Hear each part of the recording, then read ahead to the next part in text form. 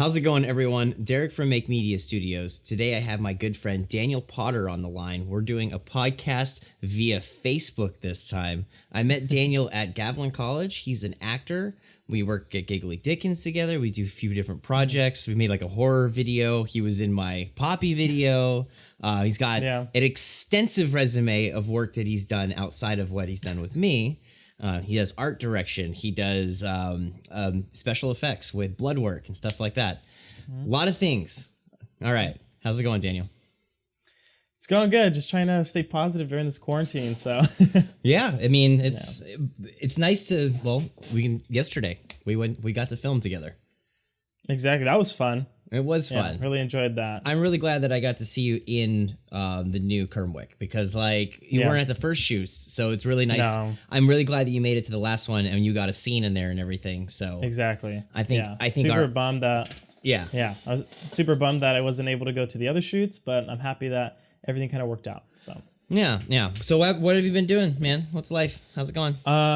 It's going good. I'm working. trying to pay bills. I've been working on some new prosthetics, been working on some special effects makeup, and some new scripts for Giggly Dickens. So nice. Trying to stay busy.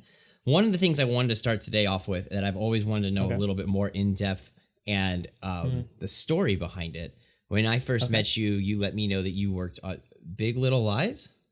Yep. Big Little Lies. The second season. Yeah. So tell me the history on that. I want to know a little bit of how you got there. Because people that watch this podcast, I want them to kind of see different routes people have taken to get in the this creative world. So what is it? So I was actually at one of my acting classes in Gav, and a buddy came up to me and he was like, "Hey, there's this opportunity to be on Big Little Lies, the second season." And I was like, "Oh, that's super cool. That's great." And he asked me if I wanted to go with him. And I was like, "Definitely, yeah." So I signed up, I sent my headshots, I sent my resume, and I got a call. And they said, come to the audition and we'll see what happens then. So unfortunately, my friend didn't get picked, but I went. I waited in line for like 7 hours. It was raining outside. It was like, whatever. Wait, so where did you have to go? You had to go down to Monterey? Down to Monterey. It was in the Hilton Hotel. Okay. Yeah. And it's just kind of like the production team was there and they had a little office they built or something? Yeah. Okay. Yeah, it was like in one of the meeting rooms or something, or a dining hall, something like that. Interesting. So once I got in, we sat down, they made sure that we were who we said we were. Mm-hmm. They gave us numbers and everything. So when they call the number, you go in, do your audition. So finally, after hours and hours of waiting, it was my time. I was probably like the 25th to last person, and I went in and I did a monologue. I did Corey I believe it's Corey Maxwell from Fences. Okay. And the guy was like, "Oh, okay, pretty good. Okay." And I got an opportunity because I guess I did a little too fast, and I had an opportunity to talk to him for a few minutes, just kind of get that connection with him. Right. And I gave him my headshots, gave him my resume, and he's like, "All right, we'll take a look at everything and we'll give you a call." And so it took about 3 weeks, and I remember I was toasting a bagel at work. Okay. And I got the call, and I was like, "Oh, can I take this call?" And they said, "Yeah." And he was like, "Can you come down and so we could talk to you about this role?" And I was like, "Yeah, sure." Like a callback. So I went down, and there were 7 other guys in this room. Okay. And they were talking to us about what it's going to look like, how they're going to kind of wean out who's going to be in the show and who's not going to be in the show. And you kind of get the feeling like, wow, you thought you made it, right, and now there's a few more steps before you actually do. So we did costume rehearsals. We got into costume. They actually took us down to go get tailored suits done. Nice. Which is really cool. Yeah. Did you get to keep the suit? No, we didn't get to keep the suit. Oh, okay. Yeah. But they made a tailored suit for 7 different people? For 7 different people. Then no one got to take the tailored suits home, and no one got to take them home. Exactly. Were they all different types of tailored suits, or did all of you look exactly the same? Yeah, they were different. So one person got a white one got they were just trying out different colors. I feel like that's why they did that too. They were like, okay, if we get a whole bunch of different colors and styles, then we can keep them. Exactly. So we go in and, we're doing some test shots. We've read a couple lines and stuff like that. And they were like, hey, that's it. And I was like, okay. 4 hours later, I got the call telling me to come back at 3 o'clock in the morning. The next day. To be on set. Yep. Wow. And I was blown away. I was like, oh my God, this is like a chance of a lifetime. This is going to So when you said you got the call 3 hours later, Yeah. when did you leave the day before? What time was that? I want to say about 5 o'clock. So 5 o'clock, they called you about 8 Yeah. p.m. You knew you Yep. got the role and you were there at 3 a.m.? 3 a.m. the next morning. Wow. Yeah, Wow. I packed in everything. I brought lunch and everything. Didn't even know what the day was going to look like. But I got there and there was all these people. And I was talking with them and they were all extras. And I was like, oh, I guess we're extras. But this big old white bus came, took all the extras inside and left me and 5 other guys. 2 of the guys got cut from the show. Wow. So they weren't able to go. And then this beautiful shuttle comes. We get in, there's cushioned seats, drinks, there's a TV in there. It was a great experience. And I guess the coordinator or one of the directors for kind of like the second line of actors was just talking to us about what it's going to look like. We're going to go to our dressing rooms after we get our tailored suits.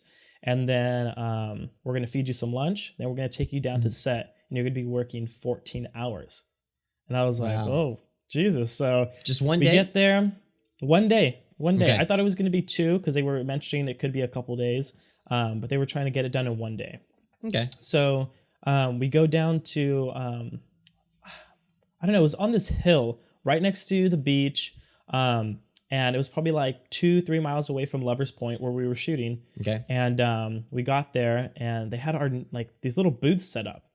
And in that booth was our costumes, any gear that we had to get, and then refreshments. So we went there, got it. We were like, are we going to get dressed here? They were like, oh no, we're going to take you to your dressing rooms. And we were like, whoa. So we go in, it's just these little trailers with a sink. And like, it was really cool though. So I get inside and I'm looking at the suit and I'm like, whoa, it's like formal, like military attire. Wow. And I was like, okay, so put it on, got the hat, got the novelty sword and everything. So and wait, I step out. So I'm sorry. I don't know Big Little Lies. Yeah. I haven't watched it, but I want to see you in it. That's what I want to check out. Oh yeah, What were you military? You were some kind of a military. Yeah. So there was I believe it was a wedding scene. Okay. At Lovers Point, and the actresses were talking about it. They were like kind of observing it, walking around it. And we were supposed to have lines, but those got cut due to some reasoning. But a guy came up to us and told us that there weren't going to be any lines anymore. Right. So yeah, things that just kind of changed so much. Yeah. Yeah, things change. But that was one of the. I haven't personally even watched the show yet. No. So I didn't even get to see it. But we got dressed and we went to hair and makeup, and they did like an airbrush on you. A couple people had tattoos that they had to cover up on their arms, even though it wasn't going to show, just in case. Right. And then we waited Time about period an type of hour or thing. two. Exactly. And then they took us down to Lovers Point. There was like they had built a cafe there. It was beautiful. They had all these extras running around with dogs, talking, riding bikes. And we were sitting there waiting for us to be called. It took us about 3-4 hours till we were finally called. And we went in, and one of the actresses was in this beautiful like wedding dress. It was gorgeous. And we're standing there, and Shailene Woodley comes up. Okay. And she's asking about something. She turns to us, she's like, oh, hi guys, like I can't wait to work with you. And I was blown away. I was like, oh my God, she's standing right in front of us. So we all said hi and just talked for a few minutes. And then she went on her way, and we did the scene. And we were just standing there talking, kind of mingling with each other. We were like taking wedding photos. Yeah. And just, having a fun time doing it. And one of the guys actually got picked for, I guess he was like the lead guy who's actually getting married to the actress. So he was in the all white suit, which was really cool to see. Nice.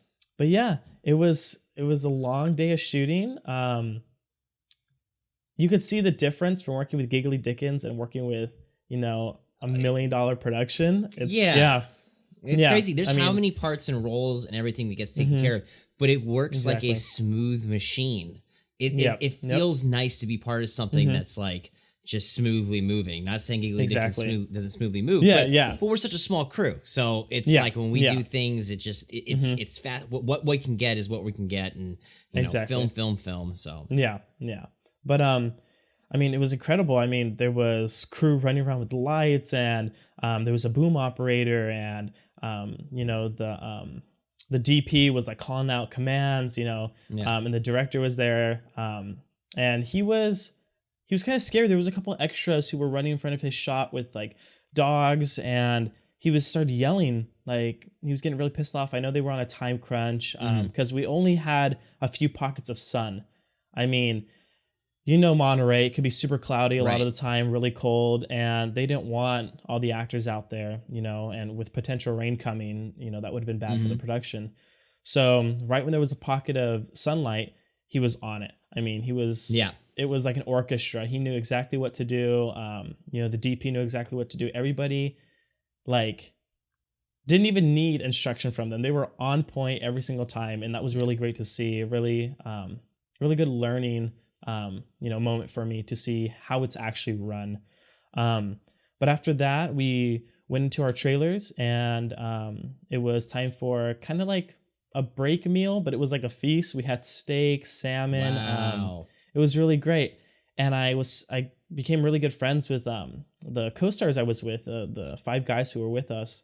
And I was like, oh, I'm going to go use the restroom. So walked away from the table. I was walking, and I went to open the door. Yeah. And I pulled the door. At the moment I pulled the door, Nicole Kidman opened the bathroom door. Oh, wow. And I was like, oh my God. I didn't even believe it. I was like, I feel so stupid right now. Like I almost walked in on her in the bathroom. But I mean, she said hi, extremely tall, extremely beautiful woman. I mean, way taller than you would expect. Wow. But yeah, she was super sweet about it. She was like, oh no, sorry. Like, I almost hit you with the door, but then she walked off, and that was pretty much it. Ran back to the table, told all the guys. It was really cool. I just met Nicole Kidman. Kidman. Exactly. She uses the bathroom. She uses the bathroom. Yeah. Crazy. Yeah. But they were like, wow, dude, that's so cool. But we finished eating, and they needed us a few more times. And then after that, that was it. I thought there was going to be a lot more, but what we signed up for was one thing, but what we had to do was a completely different thing. And that really shows me how things change on the fly, depending on what time they have and what they need to do. Right. But it was really cool learning experience. I have that on my resume for life now. And I made some really good friends out of it. But I mean, didn't get to meet Meryl Streep. Didn't get to. I heard she was there, but I never saw her. Cool. That would have been cool. She's one of my idols. But yeah, it was a really one great day you day. will. Really one day day. you'll meet her. Yeah, you'll meet one her. day. One day. Yeah. One day you'll meet her. You just got to throw that out in the universe. So exactly. Do you think acting like your main goal still when it comes to a production? Personally, acting has always been the goal, but since about 3 years ago, it was just me, doing high school plays, doing, college taking acting classes, and then meeting you and meeting the guys at Giggly Dickens. I kind of learned that an actor isn't just an actor. He has to play multiple roles. He needs to put on different hats. Mm-hmm. So especially I took in our on, smaller stuff. Yeah, exactly. We all kind of work as a team, and it's fun. Sometimes we get used as actors, but sometimes we're doing special effects, stuff like that. Exactly. Is there any other part of the production that you lean towards now that you like, that you enjoy besides the acting? I really enjoy doing effects, makeup, and really enjoy doing. You like stunts? I love stunts. Oh my God. We laugh because that's one of my things. Yeah. I was talking with Juan just the other day about we were going to go film this more stuff for Kerwick. And I said, no, Daniel's coming. Yeah, he's gonna be Kerwick and all that stuff. And we were laughing. I'm like, yeah, Daniel's the one that, like, if you tell someone, I think we're gonna have someone jump off the roof. Yep. You're gonna turn around and Daniel's jumping off the roof before the camera's even rolling. So exactly. And people could be like, "Oh, it's dangerous," or you're not even thinking. But to me, if I can make an audience member feel a certain way or feel uneasy, like, "Oh my God, he just fell off and it looked real," right? Because no matter how real, exactly. But I've tried to learn and tried to replicate how to do it safely. Yeah. But I love it. Just making the audience just be immersed in it, and just, if we ever do a shot where maybe it's a drone shot where I jump off of a roof and the drone follows me, that'd be amazing just for the audience to be like, holy smokes. But I think it just makes the scene. If you can just do it, don't need a stunt double, just do it raw right there. Right. I think that's the best. Yeah. Just random thing I just thought about when we were filming. I this is totally off subject what we're talking about. Yeah. But I found out yesterday after we left the production, I came home and I Googled like this. I've been watching so many YouTube videos of these people using gimbals and stuff. I found out that I've been using my gimbal wrong this like entire 2 years I've had it. If you ever noticed when we film, my camera never goes up or down. It always stays straight, and I just move. And that's called a pan tilt like lock. There's another mode where I'm able to like bend left or right, like up or down, and the camera should be able to start moving up or moving down. It blew my mind. Wow. Like I realized I've been underutilizing my equipment this whole time. Yeah. So that was because I know you readjust and then you flip it around and everything. It's like now I can start to do other things. So exactly. I don't know. Yeah. I want to build some crazy stuff. What are you working on these days? So right now, Gio, the head of Giggly Dickens, asked me to make a raptor head. He wants a life-size raptor head. I've seen your drawing of it. Yeah. So I made a sketch of it, but right now it's half of the puppet head is done, just with the base coat of wiring and tape. How big are we talking this time? I mean, it's Velociraptor. We are talking just the top of the head is about 2.5, 3 feet. Okay. That's just the top. I haven't made the jaw, and the neck is going to be another 1.5 to 2 feet. Right, because are we going to be able to put our arm in there? Is that what the plan is? Yeah. So it's going to have a bunch of mechanisms inside. It's going to have kind of like a casing you're going to Velcro your arm to on the inside, so that it won't fall off. But it's going to move. The mouth is going to move. The eyes are going to move. But eyelids too? You doing like all that? I don't know how to do the eyelids. I can try to see how to do that, but right now I just have the eye movement. I feel like you're gonna be fine without the eyelids. I mean, this would be like one of those, kind of a quick look, and it would just it would be cool to see a raptor head. Because we couldn't do that before. I had to draw a shadow mask of a raptor head. So I went on Google, pulled it in, traced out a raptor head, and then I just made it like a shadow that went by the screen, and it looks okay, but it's not. But I mean, I love the film, but I just think we kind of need to step it up. I know a lot of people in the comments were like, "Oh, there's no dinosaurs. Like, what are we even looking at?" But we're gonna prove them wrong. We're listening to you guys. We are. I think our special effects are going up. Our just in pre and post when it comes to making practicals and then doing everything visual effects wise. I know Grady's learning a lot more. I've seen what he's doing now with. Oh yeah, definitely. It's looking really good. What he's doing with Kermway. Yeah. And then eventually, if we can get to the point where we can actually like get visual effects artists to create like a dinosaur in our shot, that would be crazy. Exactly. Yeah. That would be really cool. I think it's funny is like all of us have like these little like I have a mission. I think you have a mission to get Forgotten World made again. Like get the next one. Yeah, definitely. I have a mission to try to get Mormons done again because that's like my character. Like I want to do Mormons too, really bad. Yeah, that would be really cool. I think there's a lot of potential there. You have the character down. 100%. It's me. Yeah, exactly. I mean, Gio's character, funny, but there's something about you that just like you're all you want to see on Mormons. It's really funny, really cool. Bud. Thanks, bud. Yeah, and good for you for getting shot in the face with a bunch of blood. that was one of the funnest things ever. I mean, I just knew I kept thinking about it. Like I don't do very much acting. I don't have any official training. I just seen you guys act, and then Gio wrote the part and was like, "I made this character. You just play yourself," and I'm like, "Got it." You know. Memorized my lines. I memorized my lines, and I got there, and they were like, "All right, we're gonna blast you with blood in the face." And I just, it's still one of my favorite scenes. Even like the behind the scenes footage, I love watching that because it's like you hear like Trevor and Gio arguing. They're like, "Just go, just pull the, just."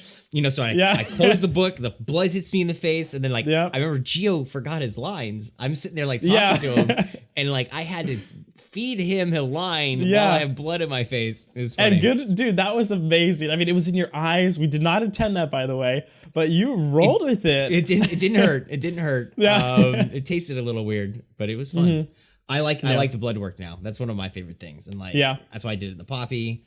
Exactly. And I want to do it other things. I want to make more films, man. Like it's hard And though. Me too. Yeah, It's definitely. hard. Like I hate It's a lot of planning. yeah, I hate to hate Yeah. the GDP, but like we're coming up on May, June, so it's like when was the last GDP video come out? I think it was like January.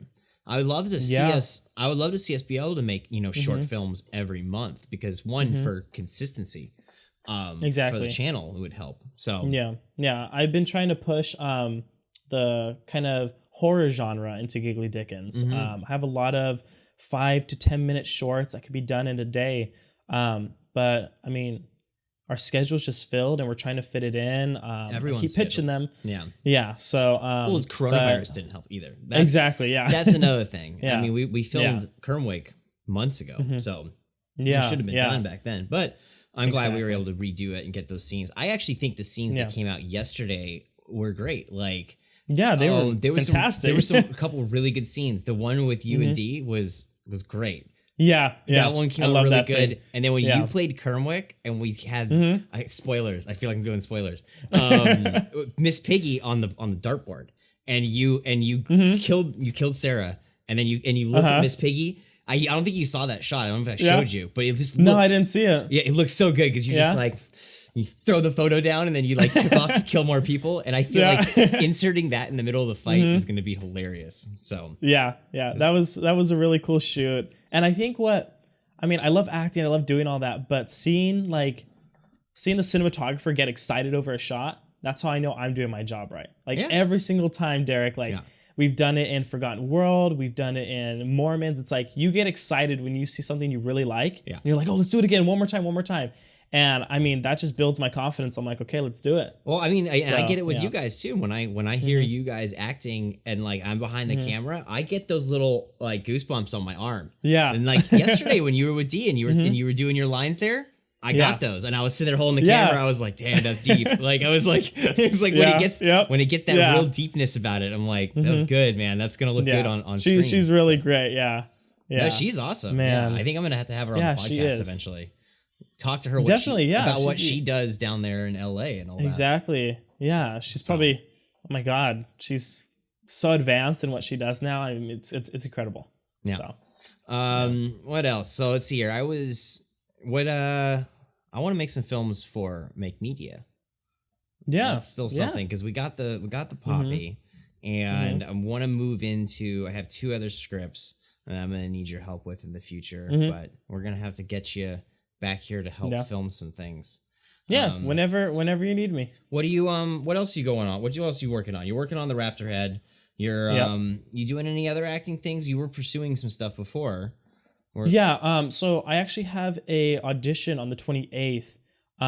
It's just like a commercial lines I have to read, but the casting director who's working on the project has casted people for Modern Family, for different shows on HBO. So, I mean, it's gonna be an intro, super short. It's probably like a little intro. It's probably like 60 seconds. Right. That's nice. But I always try to get myself out there no matter what.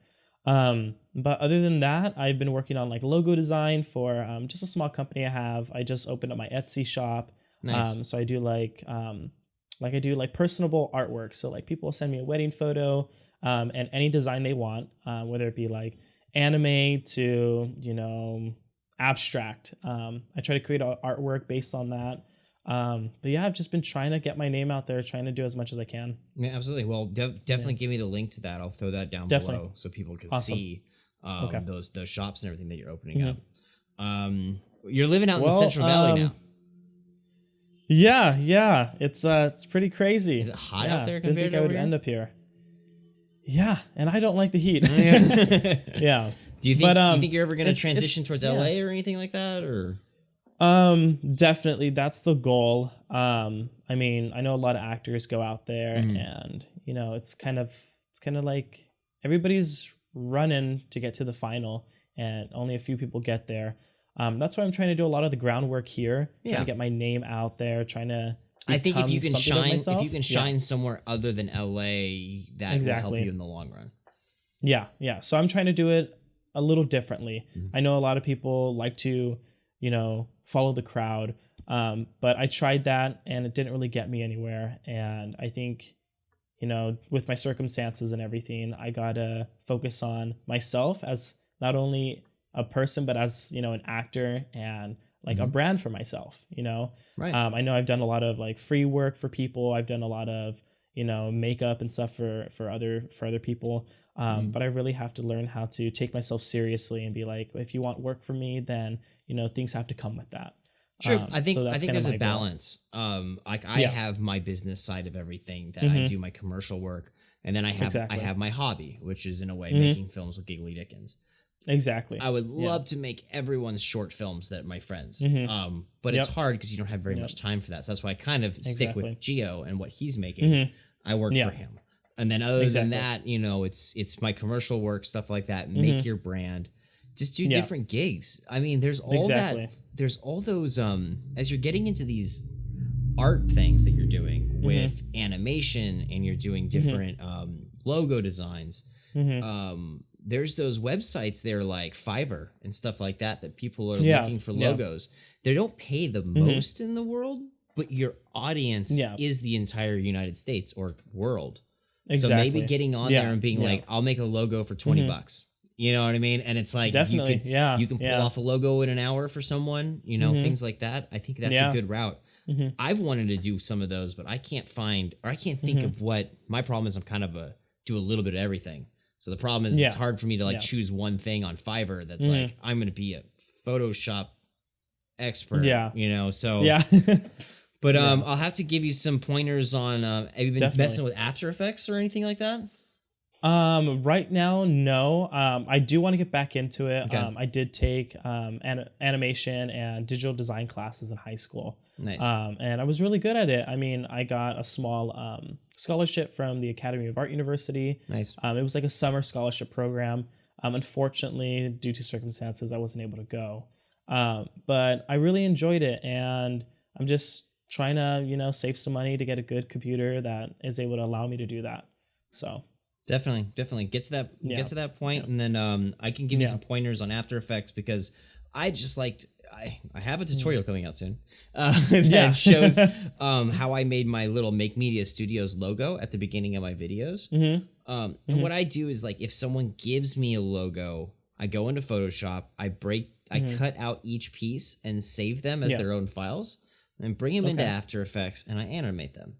Just to like the final, when you put all those files on top of each other, it looks like the final logo. But since you kind of broke the things apart, you can now pull those pieces different ways, and they can like fall into each other. And I love the way it looks. It looks super professional. It looks like you paid a lot of money to get it done, but you did it yourself. Which I think was really cool. Yeah. So I'll give you some points, but Definitely. I think that you should go down that logo, making more logos. Definitely find something to do with maybe Fiverr and stuff like that. That'd be pretty cool.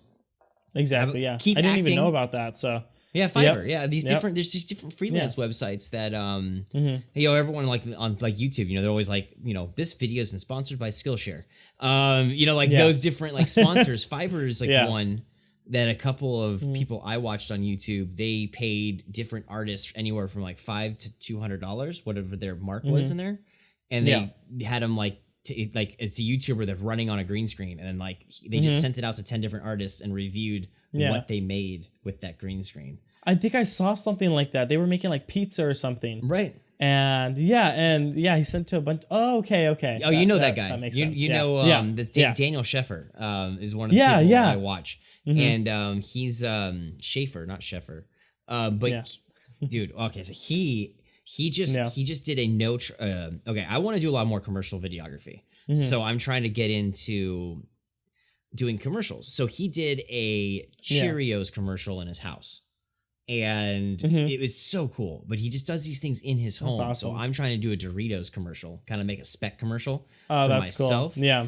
But his most recent video, he just did a Philadelphia cream cheese, but he didn't do any camera movements with his hands. He did a tripod challenge. Really? Everything's on a tripod. So every shot was on a tripod, and he put it all together. You have to see that video. That's awesome. Definitely, I'll go check it out. He's really good. All right. Well, Daniel, thank you for being with me today. Awesome. Thank you for having me. You're welcome. This has been another podcast by Make Media Studios. Daniel's information is going to be linked down below. Buy some stuff from him. Get him a better computer. Because this guy's really talented, and he's definitely someone you should watch and follow because he's going to be going somewhere. Thank you so much, Derek. You're welcome, buddy. Hey, I'm going to see you soon. We're going to be making some new videos. Yep. I got a couple scripts. Awesome. I'm going to do... it was actually a short film that Grady came up with an idea about the porn one. Remember that one? The porn set? Oh yeah, the pizza guy. The pizza guy. Right? So spoilers here. I'm still trying to figure this out. I talked to Grady about it, and I think in my head I have you as the pizza guy, and my wife Anna actually says she's willing to play the porn. Oh my god. So and then I'm gonna be the director in the film. So I'm gonna be directing my wife trying to seduce you. It's gonna be hilarious. It's gonna be all right. So and I thought about it, like it's easy because I can film it all at the front house where I filmed the slap and all that. So that front entranceway and all that, we can do it here. Because when I first thought about it, it was Gio's old house, and we were going to use Giggly Dickens, and I'll still use a little bit of Giggly Dickens, but I feel like we can make it up here with you know, Grady, you, me, my wife, and we get a couple other crew members together. That's like the next video. Let's do it. I want to do. Okay. All right, Awesome. everyone, Great. that was a little spoiler into the future. If you're still listening, make sure you like, subscribe, follow us on Spotify. Daniel's saying peace out. I'm being peace out, and that's the end of the podcast.